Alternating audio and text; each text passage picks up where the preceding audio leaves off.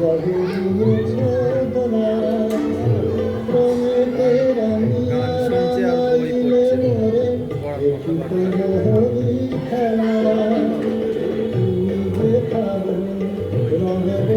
Wife আসছে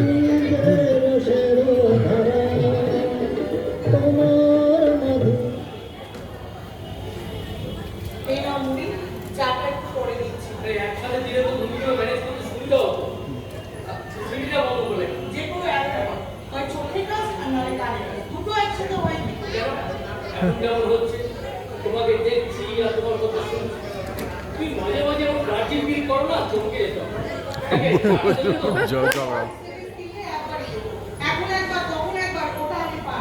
সপ্তাহ তো বাঁচতে চলো এত দেরি করছে কেন অফিসে ছুটি হয়েছে কখন কি করবে তাড়াতাড়ি বাড়ি ফিরে ওনার সাথে দাবা খেলবে আর আমি গান শুনবো শুধু তা কেন তবে তবে আবার তাড়াতাড়ি বাড়ি ফিরবে না তাড়াতাড়ি যাতে বাড়ি ফিরে সেই ব্যবস্থাটার কথাই ভাবছো না কেন আমি আর কি ভাববো ভাববে তো তুমি সবের মধ্যে আমি তা থাকবে কেন তুমি তো সব ব্যাপারেই উদাসীন ঠিক আছে অমুক ফিরলেই চা দিও এখন শুধু বলছি বই চাটা তুমি বড্ড বেশি খাচ্ছ ঠাকুর এরপর কিছু হলে জানো তো ডাক্তার আমাকে বুঝবে বুঝবেই বেশি দিচ্ছ তাই বেশি খাচ্ছি ও ঠিক আছে না মানে ওই কোনো সিদ্ধান্ত নিও না আজকে যেটা ভেবে রেখেছো সেটা দিও এরপর থেকে মানে কাল থেকে আমি কি মেপে দুকাপ দেবো দেখবে সকালে আর সঙ্গে বলে দিলাম এটাই বাড়াবাড়ি হয় দেখে সিটি অন করলাম ওটা এখন বন্ধ থাক আমি ঠাকুর ঘরটা সেরে আসি এই ঠাকুর ঘর সেরে চা দেবে তার মানে তো 1 ঘন্টা বাদে 1 ঘন্টা বাদে আর মুড়িটা দিয়ে বিকেলের ওষুধটা যেন মনে করে খেয়ে নেবে তো যত কড়াকড়ি আমার ওদিকে ছেলে যে রোজ দেরি করে বাড়ি ফিরছে তার বেলা কোনো হুঁশ নেই।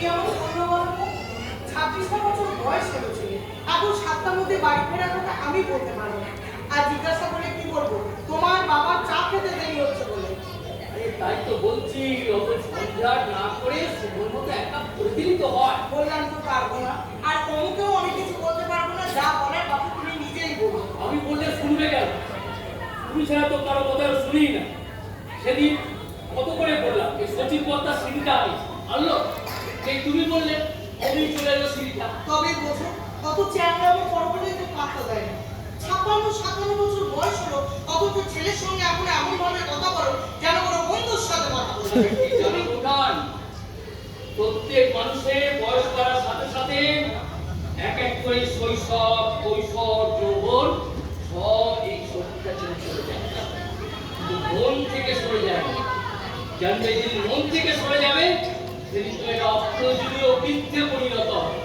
দেখলে মনে হবে তুমি গম্ভীর রাগী খিটখিটে উপহাস আর বিদ্রুপের পাত্র একটা কন্যা আমি বুঝি গম্ভীর রাগী খিটখিটে একটা বোঝা না তুমি তো কোনোটাই নও আমি একটা অপ্রয়োজনীয় বৃদ্ধা মানে মোটামুটি বৃদ্ধা তো বটেই তবে অবশ্যই প্রয়োজনীয় তুমি হচ্ছে আহ্লাদদায়ী বৃদ্ধা বনিতা ভট্টাচার্য বেশ করেছি আল্লাহ সংস্কৃতি একটা হয়েছে তাকে আল্লাহ ছাড়া কি দেবার আছে বলতো আর আমি যেমন তাকে আল্লাহ দিই তেমনি শাসন করি তুমি কোনটা করো কোনোটাই না সুতরাং তুমি ওর সম্পর্কে কোনো কথাও বলবে এই না তো গল্প করে খালি আমার সময়গুলোকে নষ্ট করো এই শোনো বলবে আচ্ছা ওই একটা ধাতু মূর্তির সামনে রোজ দুবেলা 1 ঘন্টা চোখ বন্ধ করে বসে থেকে তোমার কি লাভ হয় বলো তার চেয়ে এখানে বসো বসে আমার সাথে গল্প করো ও এলে চলে যেও না তবে সময় আমার নেই মনের 7টা বাজতে চলল এখন আমার ঠাকুরকে জল দেওয়া হলো না বললে না তো কি ওই ধাতু মূর্তির সামনে বসে থেকে তোমার কি লাভ হয়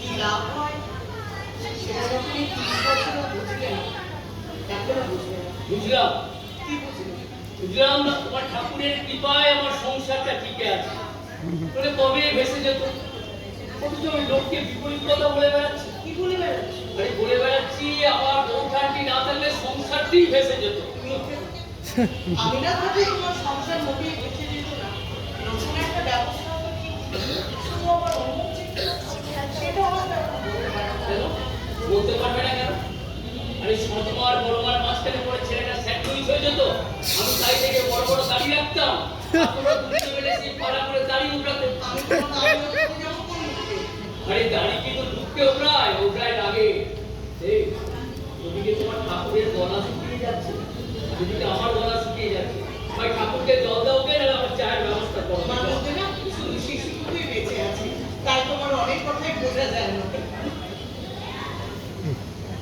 একা একা দাবা খেলা যায়? একা একা দাবা খেলছে।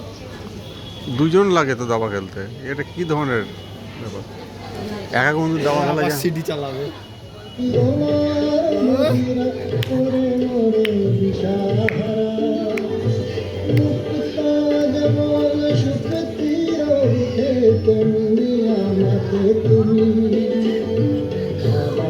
আবার কি আসছে?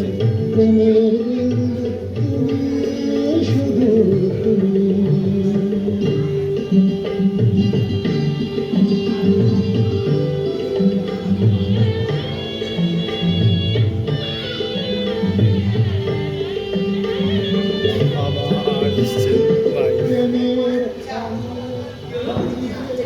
আমাকে জল না দিয়ে অগণিতে চা এই, ওদের অভিশাপ রাখবে না তো? এ আবার গান বন্ধ করে দিল।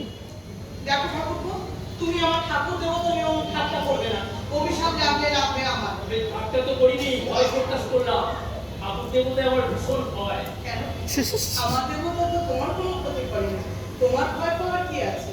এই ক্ষতি আমার করে ঠিকই, কিন্তু ওই দেবতা আমার কোনো ক্ষতি করে না। বরং আমি দেবতার ক্ষতি করি। এই অপরাধী মনটা তোমার দেবতাকে মাঝে মাঝে ভয় পায়। যে কথা মানে বোঝা যায় না, সে কথা না বলাই ভালো।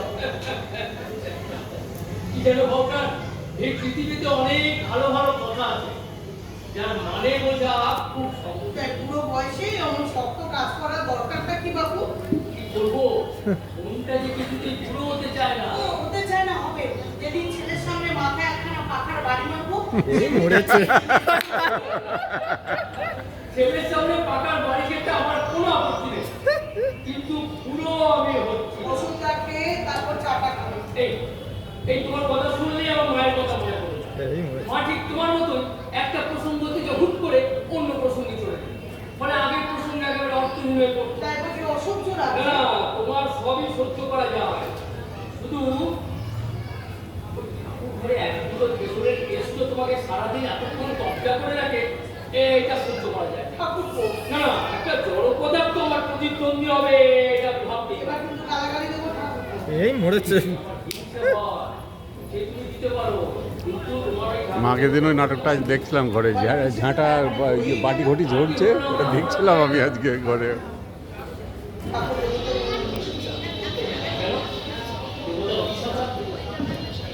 আমি অভিশাপ বিশ্বাস করি না, তুমি তো জানো। আমি বিশ্বাস করি তোমাকে। বাবা, বাবা বাবা। আবার সব অর্থহীন করে দিলে। কি বড় মা, তুমিও সময় পাই না। তুমি ঠিক ছেলে সময় এসছে। ছিল না বলি? ও, তুই আর ভিতরে আয়। দেখো বড় মা কে এসছে। কি কি রে? কে বলো তো? মা, আমি কি করে যাবো? আমরা কলেজে একসাথে পড়তাম। আমার বড় মা, আমার বাবা। প্রণাম করবে দেখুন, ঘটাম করে প্রণাম করবে। সুন্দর দেখতে। ব্যাস, পছন্দ হয়ে গেল কিন্তু বড় মা। বসো মা, বসো। কি নাম মা তোমার? সুন্দর দেখতে। হাসি বলেই ডাকি, কিন্তু actually ও হচ্ছে হাসি না। তাও কেউ বলে হাসি বলেই ডাকি। তোমার সে আবার কি? আচ্ছা, বসো, হ্যাঁ বসো, আমি খাবার করে আনি। বড় মা, বলছিলাম যে ওরা এখন বিয়ের সাথে এখানেই থাকে। সত্যি? হ্যাঁ। মানে কোনো বিপদ আপদ হয়নি তো? আরে না না, সেরকম কিছু নয়। মানে ওর বাড়িতে তো শুধু ও আর ওর বাবা। ওর বাবা গেছেন দিল্লিতে একটা সর্বভারতীয় সেমিনার অ্যাটেন্ড করতে। ওই ইচ্ছা থেকে কিন্তু ফিরে আসবে না। আর ওই এলাকাটা তেমন একটা খুব ভালো নয় খুব। আর আচ্ছা, আমি তো ওকে বললাম এখানে থাকার জন্যে। আরে ওকে তো হোটেলের ব্যবস্থা করতে যাচ্ছিল। ও মা, হোটেলে থাকতে যাবে কেন? আরে ওর আত্মীয়-স্বজন তো সেরকম কেউ নেই। ও হোটেল থাকতো না? ওরা থাকে একদম ওই শহরের শেষ প্রান্তে বলতে পারো। মানে ওদের এলাকাটা খুব একটা ডিস্টার্ব তো দেয়। কি হয়েছে তোমাদের এই এলাকায়? এলাকায় খুব গন্ডগোল। কিসের গন্ডগোল? গন্ডগোল মানে দাঙ্গা।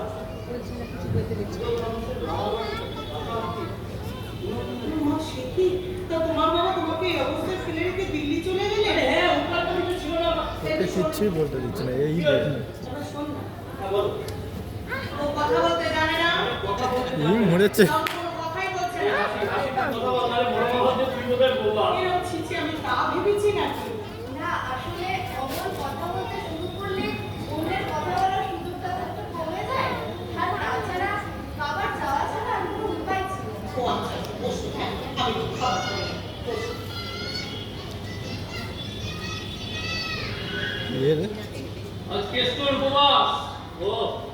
এবারে ঠাকুর করা না না মা তোমার বাবা কি করে ওর বাবা ওকে এলাও করো তোমরা একসাথে পড়তে হ্যাঁ, এমন কি করো নার্সিং ট্রেনিং চলছে। আগামী মাসেই শেষ হয়ে যাবে। বাহ সে তো হবেই সামনের মার্চে আমি একদম বাহ সে তো হবেই আচ্ছা আমাদের অ্যাটাচমেন্ট অফ লাইফ কিছু নেই এই রাজনীতি খেলাধুলা গান বাজনা এই তোমার কোনো যাচাই করছি না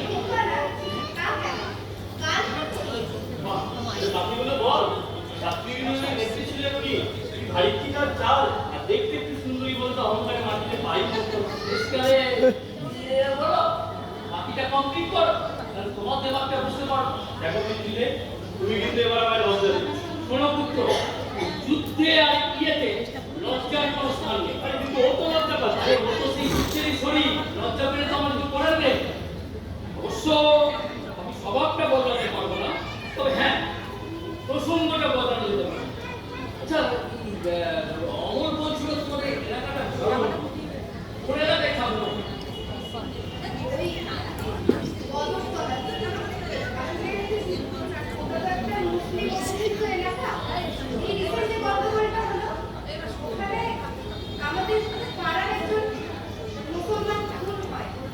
আমাদের বাড়িতেও হামলা হয়েছিল তারপর থেকেই বাবা পুলিশ পিকেটের ব্যবস্থা করে এখন মোটামুটি সব ঠান্ডাই আছে পুলিশ টহলও চলছে আর বাবা তো আমাকে নিয়ে খুব চিন্তা করে আর ওখানে একা থাকাটা আমার একদম নিরাপদ ছিল না। তাই তোমার বাবার নাম কি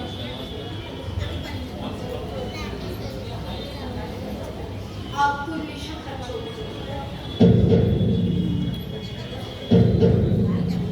তোমার নাম হাসনা চৌধুরী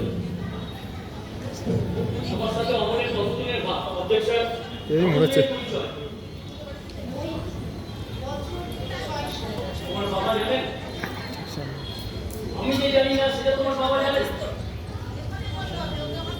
অবশ্যই এটা তো অনেক দুঃসাহসের প্রশ্ন তোমার উত্তর দেওয়ার কথা না তোমরা কি কোনো সিদ্ধান্ত নিয়েছো এই উত্তরটা আমি দেবো থাক এই মাস উত্তর দেওয়ার প্রয়োজন নেই বুঝতে অসুবিধা হচ্ছে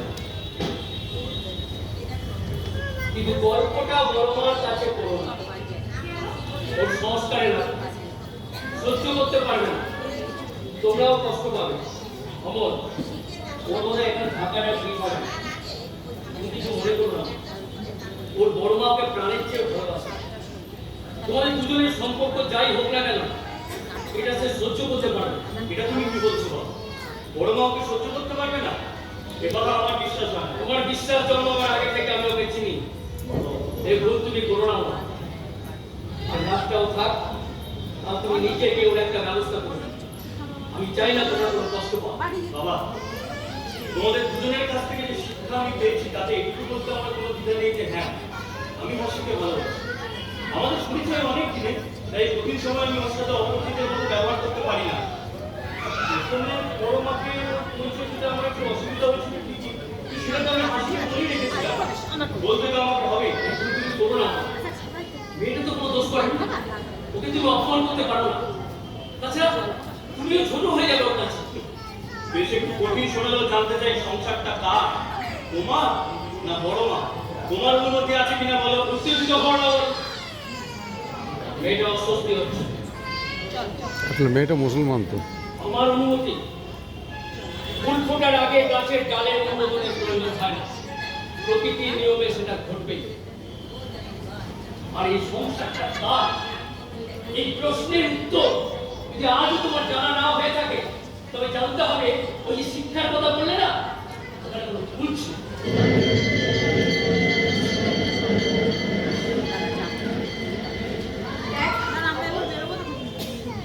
প্রসঙ্গটা এখন এখানে থাক অন্তত আজকের রাতটা প্লিজ বি ইজি দেখ পরিবেশটা কেমন ভারী হয়ে গেল আমি জানি তুই এমন কোনো ছেলে মানুষই করবি না যেখানে তোর বড় ঘর মনে থাকে দিদি তোরা এখনো হাতে মুখে জল দিসনি আচ্ছা ঠাকুর তোমার কেমন আক্কেল হ্যাঁ আমি অত্যন্ত বেয়াকেলে যাও যাও আরে তুমি হস্তপদ মুখটা প্রক্ষালন করে আসো যাও যাও যাও মেয়েটা বেশ আমার অনেক কিন্তু পছন্দ আছে তোমার পছন্দ হয়েছে ওরকম একটা এখন মুসলমান বলো তারপর এটার মা বাবা আছে, মানে বাবা আছে ওই খাবার নিয়ে এসে তুমি তো অনেক কিছু ভেবে বসে আছো। মায়েদের অনেকটা আগে ভাবতে হয়, বুঝলে? তোমার আর কি? কেন তোমার পছন্দ হয়নি? পছন্দ না হওয়ার কি আছে? কষ্ট করে সুন্দরী মেয়ে লেখাপড়া জানে, পছন্দ না হওয়ার কি আছে? তুমি যা ভাবছো তা কিন্তু নয়। কিছু বললো? কি আবার বলছো? হাসির কথা? ও হাসির কথা। আরে মেয়েটার কথা। ও হ্যাঁ, হ্যাঁ, বললো মেয়েটা ছাত্রী হিসেবে বেশি ছিল, লেখাপড়ায় ভালো, নাচে ট্রেনিং দিচ্ছে, গান টান জানে, এই এমন ভাব দেখাচ্ছ যেন খাজা মাছটা উল্টে খেতে জানো। ওই যা জানলাম, মাছ তো গভীর জলেই রয়ে গেল। তুমি পারলে না, তারপর হাজার। তোমার সঙ্গে কথা বলাই ঠকানি। বলছি, ও তো তোমার সঙ্গে বন্ধুর মতো সব কথা তো বলে, তা তুমি ওদের সম্পর্কে কথা যা হালার মতো ছেড়ে রইলো দেখো। ও হ্যাঁ, হ্যাঁ, বন্ধু, বন্ধু। আরে বন্ধুর কাছে তো অনেক সময় অনেক কথা গোপন রাখা যায়। আরে যে কথা বন্ধুকে বলা যায় না, হয়তো বুঝতে পারলে না? এটা খুব কঠিন, বুঝলে? তোমার ছেলে অত বোকা নয় যে সহজে বুঝতে দেবে। ছেলে যেমন বোকা নয়, তুমিও তো তেমনি চালাক পাবো বলো। উচিত ছিল। হয়তো ছিল, কিন্তু আমি দেখলাম যারা কি করে না বোঝার ভান করাটা অপেক্ষা কিন্তু সহজ। আচ্ছা, একটা কথাও কি তোমার সহজভাবে বলা যায় না? যায়, হ্যাঁ। এই কথাটা হয়তো সহজ হয়। আবেগ মাথার ভূমিকা যে অজানা থেকে যায় শুনতা। ও বাবা, তুমি যা জানবা জেনে নিও, আমার তো কৌতূহল নেই। আমার কৌতূহল তোমার কাছে। এখনো জল দিলে না, নিজেও কিছু জেনে না। আচ্ছা, নিজেকে কষ্ট না দিয়ে তো অন্যকে শাস্তি দেওয়া যায়। মা ওই স্কুটি চালিয়ে এসছে আজকে মনে চড়তে পারে না। ও প্রতিদিন কি প্রোগ্রাম দেখছে নাকি? তাই তো বলছি, একটা তুচ্ছ শাস্তির জন্য আমার মহান কষ্ট ভোগ করাই বা কেন? আমি কাউকে শাস্তি দিতে চাই না। কেউ যদি শাস্তি পায়, সেটা তার নিজের দোষের জন্য। আমি খুশি, আমি আমার আরাধ্য দেবো। কোমর মঙ্গলের জন্য। তাতে আমার কোনো কষ্ট হয় না। বেশ, কষ্ট না হলেই ভালো। কিন্তু সারাদিন উপোস করে থাকলে ওর শরীরটা দুর্বল হবে। এটা শরীর বিজ্ঞানের কথা। একটা মানুষ সারাদিন উপোস করে থাকবে, একটা অর্থনৈতিক বাঁচার, আমার কাছে অসহ্য। এটাই আমার শাস্তি। ও বাবা। তোমার কাছে অসহ্য লাগলেও আমি তো আমার আরাধ্য দেবতাকে ত্যাগ করতে পারি না। অবশ্যই না, তোমার জিনিস। তুমি ইচ্ছে করলে সবকিছু ফরমাটকারী করে বন্ধ করে দিতে পারো। এবার তুমি সত্যি আমার উপর রেগে গেছো। তুমি ভালো করে জানো ফরমান জারি করতে হলে করবে তুমি, কারণ সংসারটা তোমার। কে চেয়েছিল তোমার কাছে এই সংসার?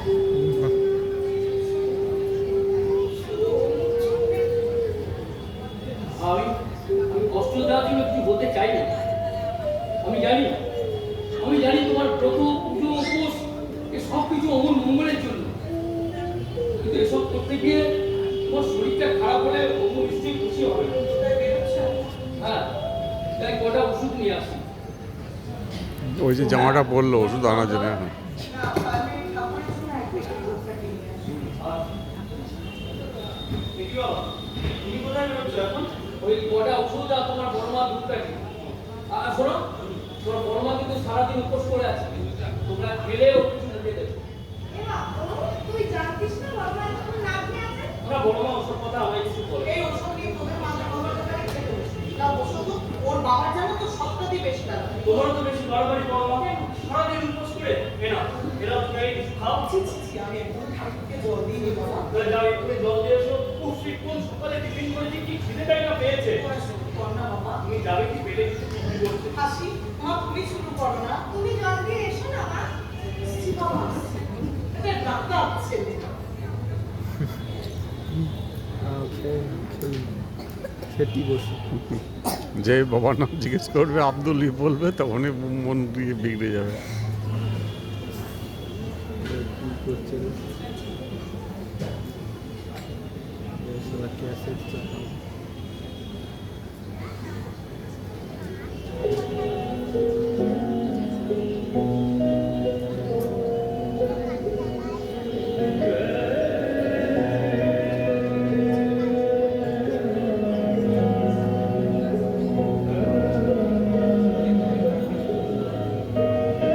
তুমি সুন্দর মেঘমালা, তুমি রোম্যান্স করতে শুরু করলো। সাধনা, মোহ শূন্য গগন বিহারি আমি আপন মনের মাধুরী মিশায় তোমারে করেছি রচনা তুমি আমারি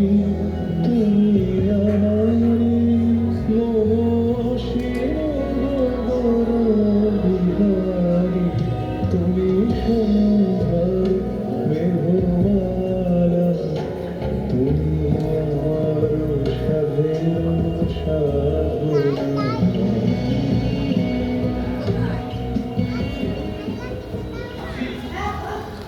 কেমন লাগছে আমার বাবাকে, আমার মামাকে? ওর বাবা উদারতা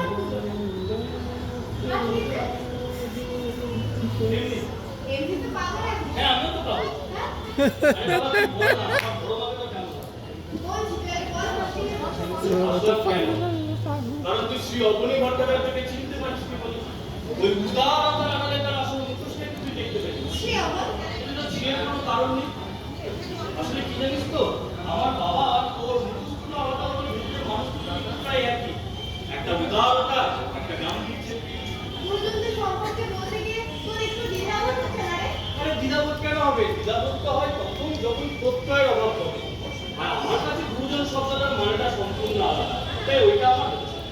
গুরুজন শব্দটার মানে না হয় তোর কাছে আলাদা, কিন্তু মানুষটার চরিত্র সম্পর্কে বলতে গিয়ে তুই দুবার ভাববি না? তোমার কেন আমাদের প্রতিবারই ভেবে আমার কেমন খারাপ লাগে রে? এটা তো খারাপ লাগার কিছু নেই। খাবার পড়ে দেখ, আছে, খাইনি। কোনো সময় কঠোর হলে না, তো শুনতে হয়তো ভীষণ নিষ্ঠুর লাগে। তাই হয়তো তো খারাপ লাগছে। তখন ওরকম বলা যায় না?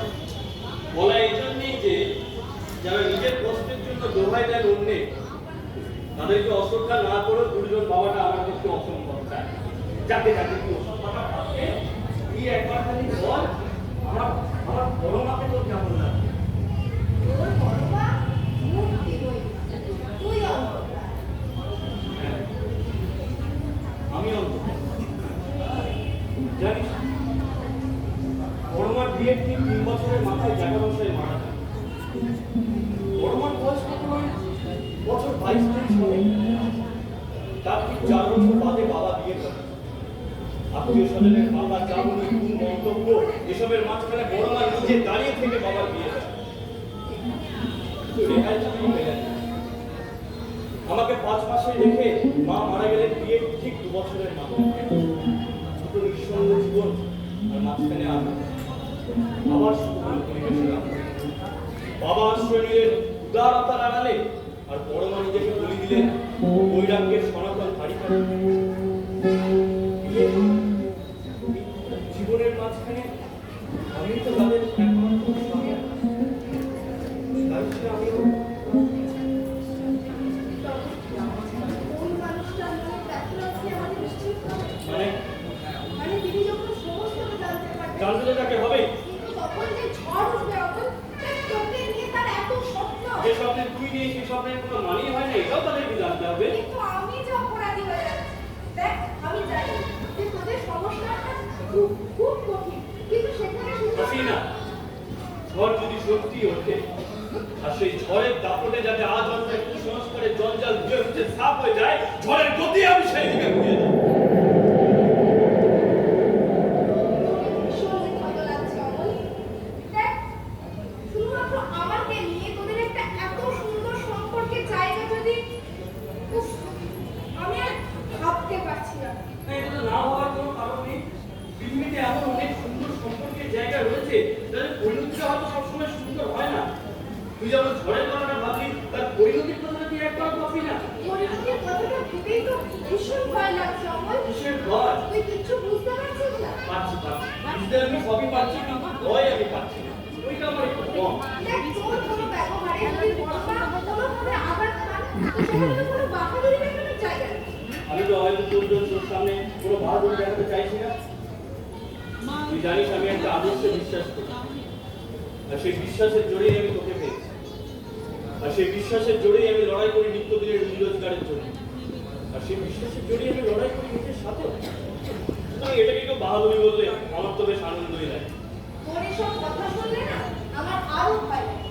দেখ, এটা যেমন সত্যি যে আমি তোকে হারাতে পারবো, তেমন এটাও তো সত্যি যে কি মজা, হ্যাঁ কি মজা। দুটো কুল, একুল আর ওকুল, প্রেমের কুল আর বংশের কুল। বললাম তো ওইটা মানে কম। তোর বয়স কম হলে তো বিপদটা খুবই ছোট হয়ে যেতে পারে। আরে বিপদ তো ছোট বড় হয় বোঝার ভুলে। বোঝার ভুলে? হ্যাঁ বোঝার ভুলে। দেখ তুই যেমন বিপদকে দেখছিস হচ্ছে ভয়ের দূরবীনে, আমি কিন্তু বিপদকে দেখছি যুক্তির দূরবীনে। তাই আমার কাছে বিপদ ছোট নয় বড় নয়। তাই আমি আর কিচ্ছু ভাবতে পারছি না রে। ভাবতে তো দিতে হবে। দেখ তোর বাবা আমাদেরকে স্বীকার করে নিতে পারবে, দরজায় তালা দিয়ে দিল্লি চলে গেলে তোকে শাস্তি দেওয়া সে তো শুনতো। তখন তুই ছুটে এলি আমার কাছে, আমিও তোর একজন। ওর জীবনের প্রশ্নটি কাছে তুই যখন এইভাবে কথা বলিস না, আমি অবাক হয়ে তোর দিকে তাকিয়ে। কোনো চিন্তাই থাকে না, সমস্ত ভয় দূর হয়ে যায়। আমার কিন্তু একটা ভয় কাছে না, কিসের ভয়? একটা অঘটন ঘটে যাওয়ার। সে আবার কি? একটা অঘটন কিন্তু ঘটে যেতে পারে জীবনে। আরে অঘটনটা কি? চোরে চোরে কান্না কান্না মুখটা দেখলে না আমার আবার ভীষণ কিন্তু আদর করতে ইচ্ছা জাগতে পারে। তখন কিন্তু কোনো বড় মা এই তো রক্ষা করতে পারবে না। হ্যাঁ? ছোট লোকটা। এই মা। ভয় ডোন্ট ফরগেট দ্যাট কোনো বড় মা এই কিন্তু তখন তুমি রক্ষা করতে পারবে না। বড় মা তোমার বলো। কি বলতে পারবে? হ্যাঁ, দুটো ঝুঁকু। ছোট লোকটা। এই আবার হ্যাঁ, বড় মা কি আমাকে রক্ষা করতে পারবে?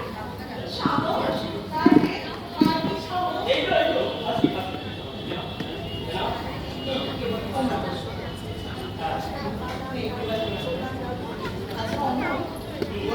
আচ্ছা বড় মা তোমার ওদিকে বলো। আমার পছন্দের জন্য যেন আমি সব কিছু বাকি আছে। আছে আছে অনেক বাকি আছে, তুমি বলো না তোমার পছন্দ কি? যদি তুই আমার পছন্দ না কি করবি? এক্ষুনি বিদায় করে দেবো। এই। ব্যবস্থা করে আমার বড় মা তোমাকে পছন্দ হয়নি। তারপর বিদায় করার জন্য তোদের অভিমতের অভাব।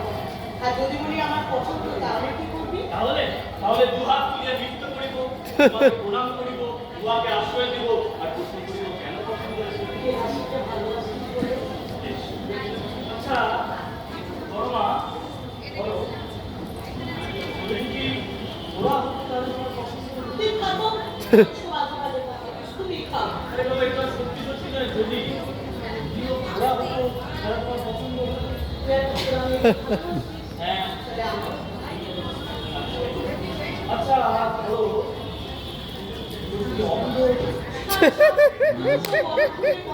এই ব্যাপারটা সত্যি সত্যি নয়, যদি তুমি তো বললে যদি আমার পছন্দ না হতো তাহলে তুই কি করছিস? আমি বলছি যদি ও অন্ধ হতো তাহলে তোমার পছন্দ হতো।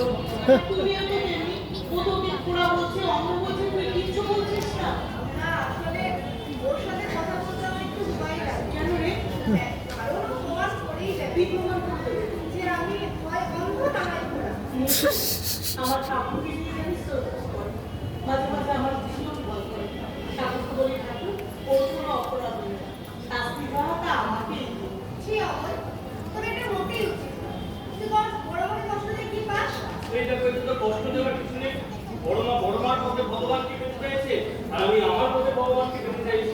মানে তুই ভগবানকে পেতে চাইছিস? হ্যাঁ দেখ ভগবান তার ভক্তদের পরীক্ষা নিরীক্ষা করে নাস্তা নামাজ করে তারপরে গিয়ে দেখা যায়। আর শত্রুদের দেখা যায় ভীষণ তাড়াতাড়ি। আরে ভগবানের ইতিহাস জানলে এমন দেখতে পাওয়া যায়। এটার জন্য না আমি একদিন পাগল হয়ে যাবো দেখবি। ছি অমল, তুই বড় মাকে কষ্ট দিয়ে কি পাস বলতো? বাবা আমি কষ্ট না দিলে তো বড় মার কষ্ট পাওয়াই হয় না। বড় মার জন্য কষ্টের ভারী অভাব। কিন্তু তো তুমিও কিছু বলছো না। আমি কি করবো? এই ছাড়ো ছাড়ো ওসব কথা বাদ দাও। তুমি আমাকে বলো যদিও অন্ধ তাহলে তোমার পছন্দ? তুই একটা অন্য মেয়েকে ভালোবাসিস? হ্যাঁ। তাহলে আমারও আচ্ছা বলো আমরা ধরতে পারবো না তাকে। তুমি এটাকে ভয় কাক হয়ে গেছে, আমরা ধরতে পারবো না। আরে বাবা এটা করো না। কি? যদি ওর বাবা তুমি হতো এই মরেছে।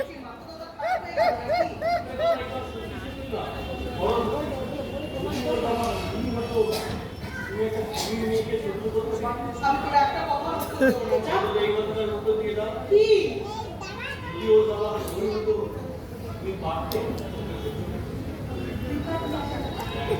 তাহলে আমিও